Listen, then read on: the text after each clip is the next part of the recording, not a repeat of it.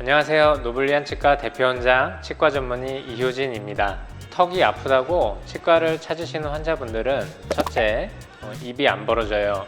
두 번째, 아파요.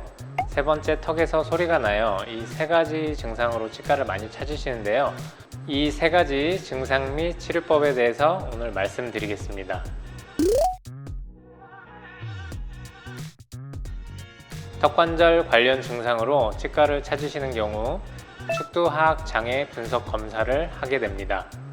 축두하악 장애 검사란 표준화된 도구를 사용하여 악운동 측정 분석, 교합 검사, 그리고 악관절 촉진 검사, 그리고 저작근 촉진 검사를 하게 됩니다.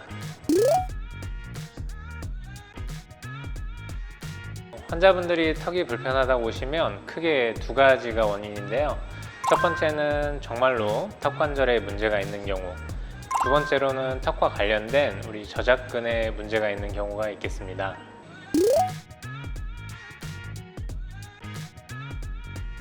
치과의사가 입을 이렇게 인위적으로 벌렸을 때 부드럽게 이게 입이 그래도 벌어지는 경우는 우리 저작 근육이나 악관절에 문제가 있는 경우가 있고요. 이렇게 입을 인위적으로 벌렸을 때 뭐가 단단한 저항감이 있으면서 입이 더 이상 벌어지지 않는 이런 경우는 디스크가 앞으로 빠져 있다든지 디스크에 관련된 문제가 있을 확률이 높습니다. 턱관절 디스크가 빠져서 입이 안 벌어지는 경우는 빠른 치료가 필요합니다. 한 달 이내 정복수를 시행할 경우 90% 정도의 성공률을 보이지만 시간이 지날수록 효과가 떨어지기 때문에 빠른 치료를 하시는 것이 좋겠습니다.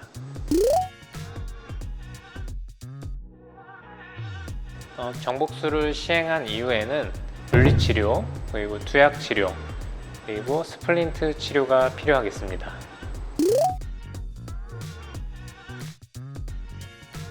스플린트는 교합 안정장치로 불리는 것으로 턱관절 부위의 통증, 이갈이, 이약물기, 관절부의 염증, 소리, 그리고 개구 제한 등 여러 가지 턱관절 문제가 발생한 경우 효과가 있습니다.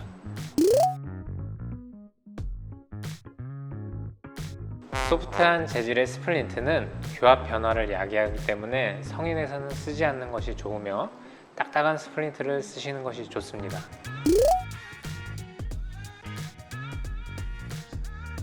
입을 벌릴 때는 가능한 천천히 입을 벌리시고 너무 크게 벌리지 않는 것이 중요합니다.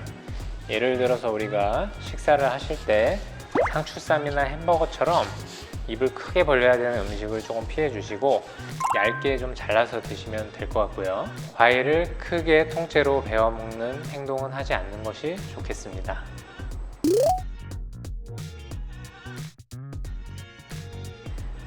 좋지 않습니다. 오랫동안 씹거나 자주 씹는 것은 턱관절 질환 환자라면 피해야 할 음식입니다.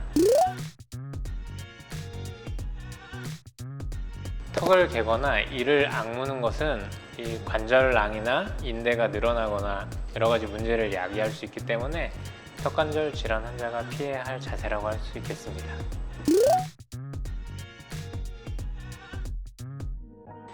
이를 가는 행동 자체는 우리 중추신경인 뇌에서 시키는 거기 때문에 막을 수는 없습니다.